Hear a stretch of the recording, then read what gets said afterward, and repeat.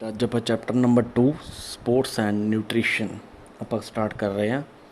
ਇਹਦੇ ਵਿੱਚ ਸਭ ਤੋਂ ਪਹਿਲਾਂ ਇੰਟਰੋਡਕਸ਼ਨ ਆ ਜਾਣੀ ਬੇਟਾ। ਸਾਰੇ ਲਿਵਿੰਗ ਬੀਇੰਗ ਨੂੰ ਕੰਮ ਕਰਨ ਲਈ, ਐਨਰਜੀ ਮੇਨਟੇਨ ਰੱਖਣ ਲਈ ਫੂਡ ਦੀ ਜ਼ਰੂਰਤ ਹੁੰਦੀ ਹੈ। ਫੂਡ ਉਸ ਸਬਸਟੈਂਸ ਨੂੰ ਰੈਫਰ ਕਰਦਾ ਹੈ ਜੋ ਸਾਡੀ ਬਾਡੀ ਨੂੰ ਨਿਊਰਿਸ਼ ਕਰਦਾ ਹੈ। ਇਨ ਅਦਰ ਵਰਡਸ, ਇਹ ਉਹ ਕੁਝ ਵੀ ਕਰਦਾ ਹੈ ਜਿਸ ਨੂੰ ਅਸੀਂ ਡਾਈਜੈਸਟ ਕਰਦੇ ਹਾਂ, ਅਬਜ਼ਰਵ ਕਰਦੇ ਹਾਂ ਐਂਡ ਯੂਟੀਲਾਈਜ਼ ਕਰਦੇ ਹਾਂ। Body the growth and development ਸਮੇਤ ਵੇਰੀਅਸ ਫਿਜ਼ੀਓਲੋਜੀਕਲ ਫੰਕਸ਼ਨਸ ਲਈ ਜਿਸ ਫੂਡ ਨੂੰ ਅਸੀਂ ਖਾਂਦੇ ਹਾਂ ਉਸ ਨੂੰ ਡਾਈਟ ਵਜੋਂ ਜਾਣਿਆ ਜਾਂਦਾ ਹੈ। ਫੂਡ ਬਾਡੀ ਨੂੰ ਨਿਊਟ੍ਰੀਸ਼ਨ ਪ੍ਰੋਵਾਈਡ ਕਰਾਉਂਦਾ ਹੈ। ਸਾਡੀ ਡਾਈਟ ਵਿੱਚ ਐਨਰਜੈਟਿਕ ਫੂਡ ਵਿੱਚ ਸਾਡੀ ਬਾਡੀ ਲਈ ਕਈ ਤਰ੍ਹਾਂ ਦੇ ਐਸੈਂਸ਼ੀਅਲ ਕੈਮੀਕਲਸ ਹੁੰਦੇ ਹਨ ਜਿਨ੍ਹਾਂ ਨੂੰ ਨਿਊਟ੍ਰੀਐਂਟ ਕਿਹਾ ਜਾਂਦਾ ਹੈ। ਇੱਕ ਐਥਲੀਟ ਨੂੰ ਬੈਲੈਂਸ ਡਾਈਟ ਲੈਣੀ ਚਾਹੀਦੀ ਹੈ ਜਿਸ ਵਿੱਚ protein, minerals, carbohydrates, fats, vitamins etcetera ਹੁੰਦੇ ਹਨ। ਸਾਰੇ ਐਸੈਂਸ਼ੀਅਲ ਨਿਊਟ੍ਰੀਸ਼ਨਸ ਹੁੰਦੇ ਹਨ। ਸਾਨੂੰ ਨਾ ਸਿਰਫ ਐਨਰਜੀ ਦੀ ਸਪਲਾਈ ਪ੍ਰਾਪਤ ਕਰਨ ਲਈ ਬਲਕਿ body the growth and compensation ਲਈ ਫੂਡ ਦੀ ਜ਼ਰੂਰਤ ਹੁੰਦੀ ਹੈ। ਬਾਡੀ ਦੇ ਟੁੱਟੇ ਸੈਲਜ਼ ਉਸ ਫੂਡ ਦੁਆਰਾ ਰਿਪੇਅਰ ਕੀਤੇ ਜਾਂਦੇ ਹਨ। ਫੂਡ ਨਿਊ ਸੈਲਜ਼ ਦੀ ਫਾਰਮੇਸ਼ਨ ਲਈ ਨੈਸੈਸਰੀ ਹੈ। ਇਹ ਬਾਡੀ ਦੀਆਂ ਵੇਰੀਅਸ ਐਕਟੀਵਿਟੀ ਨੂੰ ਰੈਗੂਲੇਟ ਕਰਦਾ ਹੈ। ਅੱਗੇ ਬੇਟਾ ਹੈਗਾ ਜੀ 2.1 ਬੈਲੈਂਸ ਡਾਈਟ ਐਂਡ ਨਿਊਟ੍ਰੀਸ਼ਨ, ਜਿਹਦੇ ਵਿੱਚ ਮੈਕਰੋ ਐਂਡ ਮਾਈਕਰੋ ਨਿਊਟ੍ਰੀਸ਼ਨ ਆ ਜਾਂਦੇ ਆ। ਹੁਣ ਮਾਈਕਰੋ ਅਤੇ ਮਾਈਕਰੋ ਦੇ ਵਿੱਚ ਫਰਕ ਕੀ ਆ? ਜਿਹੜਾ ਮੈਕਰੋ ਹੈਗਾ ਵਾ MACRO ਮੈਕਰੋ, ਇਹਦੇ ਵਿੱਚ ਜਿਹੜੀ ਆਪਣੀ ਬਾਡੀ ਨੂੰ ਲਾਰਜ ਕੁਆਂਟਿਟੀ ਦੇ ਵਿੱਚ ਨਿਊਟ੍ਰੀਐਂਟ ਚਾਹੀਦੇ ਹੁੰਦੇ ਆ ਉਹਨੂੰ ਮੈਕਰੋ ਕਹਿੰਦੇ ਆ। ਅਤੇ ਮਾਈਕਰੋ ਹੁੰਦਾ ਵਾ ਜਿਹੜੀ ਆਪਣੀ ਬਾਡੀ ਨੂੰ ਬਿਲਕੁਲ ਥੋੜ੍ਹੀ ਮਾਤਰਾ ਦੇ ਵਿੱਚ ਜ਼ਰੂਰਤ ਹੁੰਦੀ ਆ।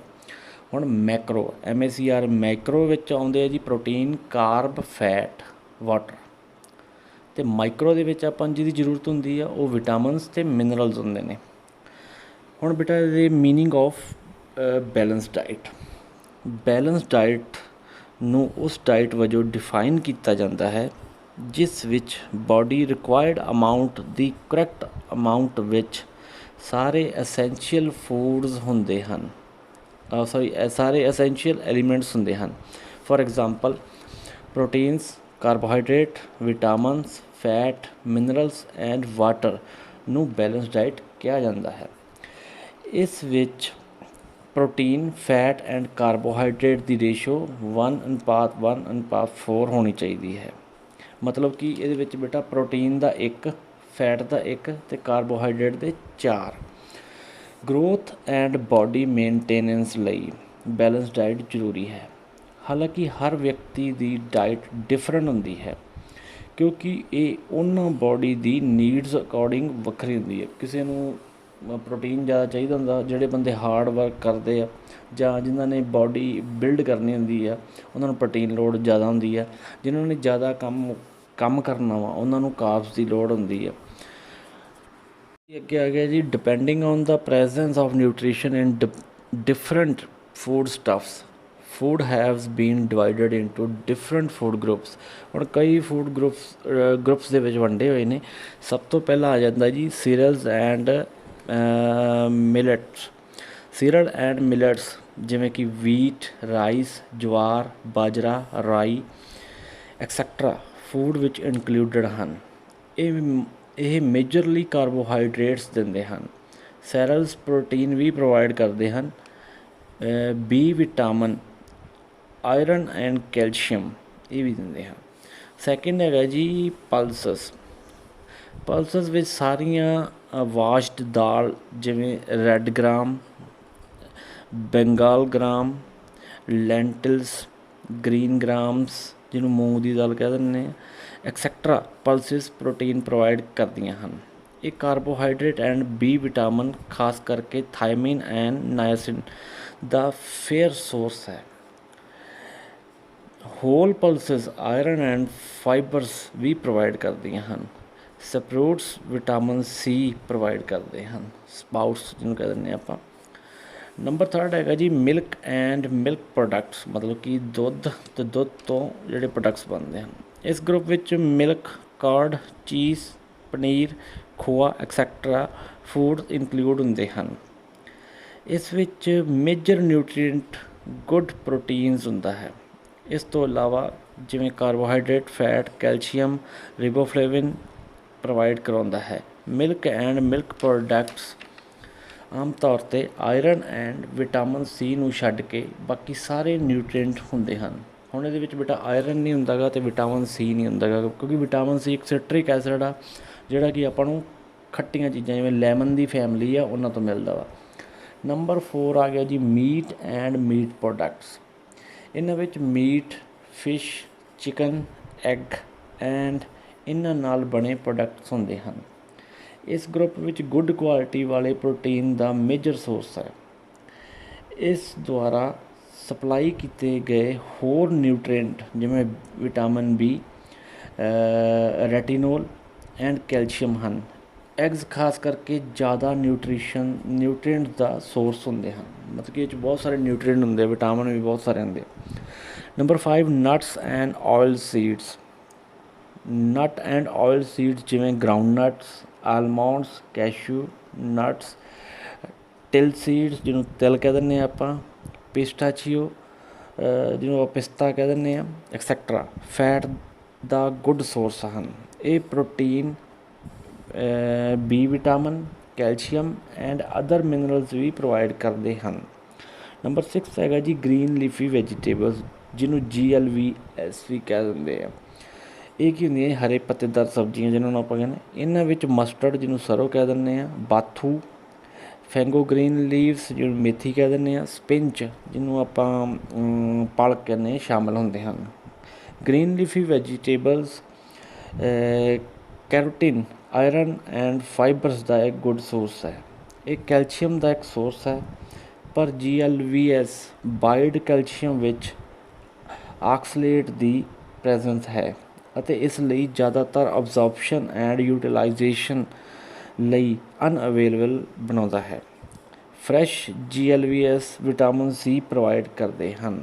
ਨੰਬਰ 7 ਹੈਗਾ ਜੀ ਰੂਟ ਵੈਜੀਟੇਬਲ, ਜਿਹੜੀ ਆਪਾਂ ਜਿਵੇਂ ਆਪਾਂ ਆਲੂ ਆ, ਸ਼ਕਰਕੰਦੀ ਹੈ, ਜੜ੍ਹਾਂ ਦੇ ਵਿੱਚ ਹੁੰਦੇ ਆ ਨਾ, ਰੂਟ ਵੈਜੀਟੇਬਲਸ ਕਹਿ ਦਿੰਦੇ ਆ।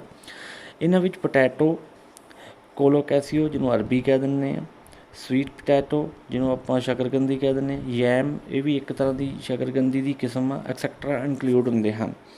ਰੂਟ ਵੈਜੀਟੇਬਲਸ ਦੁਆਰਾ ਮੇਜਰ ਨਿਊਟਰੀਐਂਟ ਕਾਰਬੋਹਾਈਡਰੇਟ ਦੀ ਸਪਲਾਈ ਹੁੰਦੀ ਹੈ, ਮਤਲਬ ਇਹ 'ਚ ਕਾਰਬੋਹਾਈਡਰੇਟ ਜ਼ਿਆਦਾ ਹੁੰਦੇ ਹਨ। ਕੈਰੋਟਿਨ ਸਿਰਫ ਯੈਲੋ ਯੈਮ ਦੁਆਰਾ ਪ੍ਰੋਵਾਈਡ ਕੀਤੀ ਜਾਂਦੀ ਹੈ। Number 8 other vegetables. Other vegetables ਵਿੱਚ ਜਿਵੇਂ ਬ੍ਰਿੰਜਲ ਜਿਹਨੂੰ ਆਪਾਂ ਬੈਂਗਣ ਕਹਿ ਦਿੰਦੇ ਹਾਂ, ਲੇਡੀ ਫਿੰਗਰ, ਭਿੰਡੀ, ਬੀਨਸ, ਕਾਲੀਫਲਾਵਰ ਐਕਸੈਟਰਾ ਫਾਈਬਰ, ਵਿਟਾਮਿਨ ਅਤੇ ਕੁਛ ਅਮਾਊਂਟ ਵਿੱਚ ਮਿਨਰਲਸ ਪ੍ਰੋਵਾਈਡ ਕਰਾਉਂਦੇ ਹਨ। Number 9 fruit. ਮਾਰਕੀਟ ਵਿੱਚ ਵਾਈਡ ਵੈਰਾਈਟੀ ਫਰੂਟ ਦੀ ਅਵੇਲੇਬਲ ਹਨ। ਡਿਫਰੈਂਟ ਫਰੂਟ ਡਿਫਰੈਂਟ ਨਿਊਟ੍ਰੀਸ਼ਨ ਦੇ ਸੋਰਸ ਹਨ, ਇਸ ਲਈ ਵੇਰੀਅਸ ਫਰੂਟਸ ਦਾ ਕੰਬੀਨੇਸ਼ਨ ਬੈਲੈਂਸ ਡਾਈਟ ਵਿੱਚ ਇਨਕਲੂਡ ਕਰਨਾ ਚਾਹੀਦਾ ਹੈ। ਜਿਵੇਂ ਮੈਂਗੋ, ਐਪਰੀਕੋਟ ਜਿਹਨੂੰ ਆਪਾਂ ਖੁਰਮਾਨੀ ਕਹਿ ਦਿੰਦੇ ਹਾਂ, ਔਰੰਜਿਸ, ਪਪਾਇਆ ਵਰਗੇ ਫਰੂਟ ਕੈਰੋਟਿਨ ਨਾਲ ਰਿਚ ਹੁੰਦੇ ਹਨ। ਔਰੰਜ, ਮੌਸਮੀ, ਆਮਲਾ ਐਂਡ ਗਾਵਾ ਵਰਗੇ ਸਿਟਰਿਕ ਫੂਡ ਵਿਟਾਮਿਨ ਸੀ ਦੇ ਗੁੱਡ ਸੋਰਸਿਸ ਹਨ। ਡੇਟ ਐਂਡ ਰੇਸਿਨਸ ਵਰਗੇ ਡਰਾਈ ਫਰੂਟ ਆਇਰਨ ਨਾਲ ਰਿਚ ਹਨ। ਮੋਸਟ ਫਰੂਟਸ ਵਿੱਚ ਫਾਈਬਰ ਮਿਲਦਾ ਹੈ। ਨੰਬਰ 10 ਆ ਗਿਆ ਸ਼ੂਗਰ ਐਂਡ ਜੈਗਰੀ। ਜੈਗਰੀ ਹੁੰਦਾ ਗੁੜ। ਇਹ ਸਿੰਪਲ ਕਾਰਬੋਹਾਈਡਰੇਟਸ ਹਨ। ਜੈਗਰੀ ਵਿੱਚ ਵੀ ਆਇਰਨ ਹੁੰਦਾ ਹੈ। ਨੰਬਰ 11 ਵਿੱਚ ਆ ਗਿਆ ਫੈਟ ਐਂਡ ਆਇਲਸ। ਇਹਦੇ ਵਿੱਚ ਆ ਗਿਆ ਘੀ, ਆਇਲ, ਬਟਰ ਐਕਸੈਟਰਾ ਇਨਕਲੂਡ ਹੁੰਦੇ ਹਨ। ਇਹ ਫੈਟ ਨਾਲ ਭਰਪੂਰ ਹੁੰਦੇ ਹਨ, ਮਤਲਬ ਕਿ ਫੈਟ ਦੇ ਨਾਲ ਰਿਚ ਹੁੰਦੇ ਆ। Vitamin D butter fortified oil ਵਿੱਚ ਵੀ ਪ੍ਰੋਵਾਈਡ ਹੁੰਦਾ ਹੈ। ਅਗਲਾ ਪੁਆਇੰਟ ਹੈਗਾ ਜੀ food group can also be classified according their functions. ਪਹਿਲਾਂ ਗਰੁੱਪ 1 ਐਨਰਜੀ ਗਿਵਿੰਗ ਫੂਡ। ਇਸ ਕੈਟਾਗਰੀ ਵਿੱਚ ਕਾਰਬੋਹਾਈਡਰੇਟ ਐਂਡ ਫੈਟ ਨਾਲ ਰਿਚ ਫੂਡ ਇਨਕਲੂਡ ਹੁੰਦੇ ਹਨ। ਜਿਵੇਂ ਪਹਿਲਾ ਆ ਗਿਆ ਜੀ cereals and root and tubers. Second sugar and jaggery. Third ਆ ਗਿਆ ਜੀ fats and oils. Second group ਦੇ ਵਿੱਚ ਬੇਟਾ ਆ ਗਿਆ ਜੀ ਬੋਡੀ ਬਿਲਡਿੰਗ ਗਰੁੱਪ। ਇਸ ਕੈਟੇਗਰੀ ਵਿੱਚ ਪ੍ਰੋਟੀਨ ਰਿਚ ਫੂਡ ਇਨਕਲੂਡ ਹੁੰਦੇ ਹਨ। Number 1 milk and milk products, second meat and meat products ਜਿਹਦੇ ਵਿੱਚ ਫਿਸ਼, ਐਗ, ਪੋਲਟਰੀ ਆ ਗਿਆ। ਨੰਬਰ 3 ਪਲਸਿਸ, ਦਾਲਾਂ ਵਗੈਰਾ ਆ ਗਈਆਂ। Number 4 nuts and oil seeds ਜਿਹਨੂੰ ਆਪਾਂ ਤਿਲ ਕਹਿ ਦਿੰਦੇ ਹਾਂ। Number group 3 protective and regulatory food, ਜਿਸ 'ਚ ਪਹਿਲਾਂ ਫਰੂਟਸ ਆ ਗਏ। ਇਹਦਾ ਏ ਪਾਰਟ ਹੈਗਾ ਯੈਲੋ ਐਂਡ ਔਰੰਜ ਫਰੂਟ ਜਿਹਨੂੰ ਮੈਂਗੋ ਅਤੇ ਪਪਾਇਆ ਹੋ ਗਿਆ। ਬੀ 'ਚ ਸਿਟਰਸ ਫੂਡ ਜਿਹਨੂੰ ਲੈਮਨ, ਔਰੰਜ ਅਤੇ ਮੌਸੰਮੀ ਆ ਗਈ। ਅਤੇ ਸੀ ਪਾਰਟ ਹੈਗਾ other Apple, banana etcetera. Second vegetables A part ਹੈਗਾ ਜੀ ਗ੍ਰੀਨ ਲੈਫੀ ਵੈਜੀਟੇਬਲ ਜਿਵੇਂ ਸਪਿੰਚ ਆ ਗਈ, ਮਸਟਰਡ ਅਤੇ ਫੈਨੋਗ੍ਰਿਕ ਐਕਸੈਟਰਾ। ਫੈਨੋਗ੍ਰਿਕਸ ਹੁੰਦੀ ਮੇਥੀ। ਬੀ ਪਾਰਟ ਆ ਗਿਆ ਜੀ ਯੈਲੋ ਐਂਡ ਔਰੰਜ ਵੈਜੀਟੇਬਲ ਜਿਸ 'ਚ ਕੈਰਟ ਆ ਗਿਆ ਅਤੇ ਪੈਂਪਕਿਨ ਆ ਗਿਆ। ਸੀ ਪਾਰਟ ਹੈਗਾ ਜੀ ਅਦਰਸ ਜਿਸ 'ਚ ਬੀਨ, ਓਕਰਾ, ਕੈਲੀਫਲਾਵਰ ਆ ਗਿਆ। ਡੀ ਰੂਟਸ ਵੈਜੀਟੇਬਲ, ਜੜ੍ਹਾਂ ਵਾਲੇ ਜਿਹੜੀ ਵੈਜੀਟੇਬਲਸ ਹੁੰਦੀਆਂ ਨੇ ਉਹ 'ਚ ਪੋਟੈਟੋ ਆ ਗਿਆ, ਯੈਮਸ ਰਿਚ ਇਨ ਕਾਰਬੋਹਾਈਡਰੇਟ।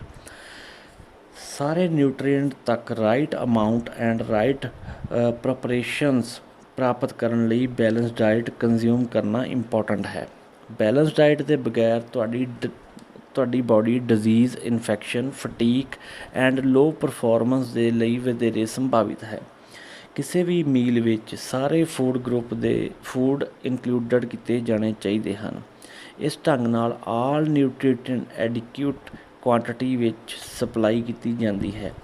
ਕਿਸੇ ਨੂੰ ਇਹ ਇਨਸ਼ੋਰ ਕਰਨਾ ਪੈਂਦਾ ਹੈ ਕਿ ਐਵਰੀ ਮੀਲ ਵਿੱਚ ਐਨਰਜੀ ਦੇਣ, body building and protective regulatory group ਵਿੱਚ ਦੇ ਫੂਡ ਵਿੱਚ ਇਨਕਲੂਡ ਹੁੰਦੇ ਹਨ। ਫੋਰ ਐਗਜ਼ਾਮਪਲ ਬਾਡੀ ਬਿਲਡਿੰਗ ਵਾਲੇ ਫੂਡਸ ਐਂਡ ਪ੍ਰੋਟੈਕਟਿਵ ਗਰੁੱਪ ਵਿੱਚੋਂ ਕੋਈ ਇੱਕ ਜਾਂ ਦੋ ਫੂਡ ਇਨਕਲੂਡ ਹੁੰਦੇ ਹਨ। ਇਸ ਵਿੱਚ ਲੰਚ ਐਂਡ ਡਿਨਰ ਲਈ ਇਹਨਾਂ ਫੂਡਸ ਗਰੁੱਪ ਵਿੱਚ ਦੇ ਵੱਖੋ ਵੱਖਰੇ ਫੂਡਸ ਕਈ ਕਿਸਮ ਦੇ ਕੰਬੀਨੇਸ਼ਨ ਵਿੱਚ ਚੂਜ਼ ਕੀਤੇ ਜਾ ਸਕਦੇ ਹਨ। ਇਸ ਵੇ ਨਾਲ diet and essential nutrition provide ਕੀਤੀ ਹੈ ਅਤੇ ਬੈਲੈਂਸ ਡਾਈਟ ਹੋ ਜਾਵੇਗੀ। ਇਸ ਤੋਂ ਇਲਾਵਾ ਨਿਊਟ੍ਰੀਐਂਟਸ ਦੇ ਐਕਸ਼ਨ ਐਂਡ ਇੰਟਰੈਕਸ਼ਨ ਨੂੰ ਕੰਸੀਡਰ ਕੀਤਾ ਜਾ ਸਕਦਾ ਹੈ। ਕੁਝ ਨਿਊਟ੍ਰੀਸ਼ਨ ਦੇ ਅਬਜ਼ੌਰਪਸ਼ਨ ਨੂੰ ਪ੍ਰਮੋਟਿੰਗ ਕਰਨ ਅਤੇ ਨਿਊਟ੍ਰੀਐਂਟ ਨੂੰ ਵੀ ਧਿਆਨ ਵਿੱਚ ਰੱਖਣਾ ਚਾਹੀਦਾ ਹੈ। ਫੋਰ ਐਗਜ਼ਾਮਪਲ ਟੀ ਦੇ ਨਾਲ ਮੀਲ ਆਇਰਨ ਦੇ ਅਬਜ਼ੌਰਪਸ਼ਨ ਨੂੰ ਰੋਕਦਾ ਹੈ, ਜਦਕਿ ਵਿਟਾਮਿਨ ਸੀ ਦੇ ਸੋਰਸ ਨੂੰ ਮੀਲ ਦੇ ਨਾਲ ਲੈਣ ਨਾਲ ਆਇਰਨ ਦੀ ਅਬਜ਼ੌਰਪਸ਼ਨ ਇਨਕਰੀਜ਼ ਹੋ ਜਾਂਦੀ ਹੈ। ਨਿਊਟ੍ਰੀਸ਼ਨ ਦੀ ਇੰਬੈਲੈਂਸ ਕਈ ਵਾਰ ਕਿਸੇ ਹੋਰ nutrient the proper ਅਬਜ਼ੌਰਪਸ਼ਨ and utilisation allow ਨਹੀਂ ਕਰਦਾ। ਫੋਰ ਐਗਜ਼ਾਮਪਲ ਬਾਡੀ ਬਿਲਡਿੰਗ ਲਈ ਕੈਲਸ਼ੀਅਮ ਦੀ ਜ਼ਰੂਰਤ ਹੁੰਦੀ ਹੈ, ਬੋਨਸ ਐਂਡ ਟੀਥ ਅਤੇ ਫਾਸਫੋਰਸ ਦੀ ਲੋੜ ਹੁੰਦੀ ਹੈ। ਡਾਈਟ ਵਿੱਚ ਫਾਸਫੋਰਸ ਦੀ ਵਧੇਰੇ ਮਾਤਰਾ ਬਾਡੀ ਨੂੰ ਕੈਲਸ਼ੀਅਮ ਦੀ ਸਹੀ ਵਰਤੋਂ ਨਹੀਂ ਕਰਨ ਦਿੰਦਾ ਅਤੇ ਬੋਨਸ ਐਂਡ ਟੀਥ ਵੀ ਨਹੀਂ ਬਣਨ ਵਿੱਚ ਵੀ ਪ੍ਰਭਾਵਿਤ ਕਰਦਾ ਹੈ। ਇਸ ਲਈ ਇਹਨਾਂ ਦੋਵਾਂ ਨਿਊਟ੍ਰੀਐਂਟਾਂ ਨੂੰ ਸਹੀ ਮਾਤਰਾ ਅਤੇ ਲੋੜੀਂਦੀ ਮਾਤਰਾ ਵਿੱਚ ਸਪਲਾਈ ਕਰਨੀ ਚਾਹੀਦੀ ਹੈ, ਮਤਲਬ ਕਿ ਲੋੜ ਤੋਂ ਵੱਧ ਨਹੀਂ ਲੈਣਾ ਚਾਹੀਦਾ। ਅਗਲਾ ਹੈਗਾ ਜੀ point functions of balance diet, importance of balance diet ਅਤੇ and nutrition for body. Balance diet ਦਾ ਮੀਨਸ ਹੈ ਤੁਹਾਡੀ ਬਾਡੀ ਨੂੰ ਨਿਊਟ੍ਰੀਸ਼ਨ ਐਂਡ ਐਨਰਜੀ ਪ੍ਰੋਵਾਈਡ ਕਰਾਉਣ ਲਈ ਸਹੀ ਕਿਸਮ ਦਾ ਫੂਡ ਖਾਣਾ ਚਾਹੀਦਾ ਹੈ। Good nutrition healthy growth and development ਲਈ ਇੰਪੋਰਟੈਂਟ ਹੈ। ਬੈਲੈਂਸ ਡਾਈਟ ਇੰਪੋਰਟੈਂਟ ਹੈ ਕਿਉਂਕਿ ਇਹ ਸਾਨੂੰ ਸਾਡੀ ਡੇਲੀ ਦੀਆਂ ਨਿਊਟ੍ਰੀਸ਼ਨਲ ਨੀਡਸ ਪੂਰੀਆਂ ਕਰਨ ਅਤੇ ਓਵਰਆਲ ਹਾਇਰ ਲੈਵਲ ਦਾ ਇੰਜੋਏਮੈਂਟ ਕਰਨ ਦੇ ਯੋਗ ਬਣਾਉਂਦਾ ਹੈ ਕੁਆਲਿਟੀ ਆਫ ਲਾਈਫ ਦੇ ਵਿੱਚ। ਇਹਦਾ ਪਹਿਲਾ ਪੁਆਇੰਟ ਆ ਗਿਆ ਬੇਟਾ ਡਿਜ਼ੀਜ਼ ਪ੍ਰੀਵੈਂਸ਼ਨ। ਬੈਲੈਂਸ ਡਾਈਟ ਖਾਣਾ ਆਪਣੇ ਆਪ ਨੂੰ ਬਹੁਤ ਸਾਰੀਆਂ ਡਿਜ਼ੀਜ਼ ਤੋਂ ਬਚਾਉਣ ਦਾ ਸਭ ਤੋਂ ਈਜ਼ੀਐਸਟ ਵੇ ਹੈ। ਬੈਲੈਂਸ ਡਾਈਟ ਖਾਣ ਨਾਲ ਐਨਰਜੀ ਲੈਵਲ ਬੂਸਟ ਹੁੰਦਾ ਹੈ ਅਤੇ ਸਾਡੀ ਬਾਡੀ ਦੇ ਫੰਕਸ਼ਨ ਨਾਰਮਲੀ ਫੰਕਸ਼ਨ ਕਰਨਾ ਇਨਸ਼ੋਰ ਕਰਦਾ ਹੈ।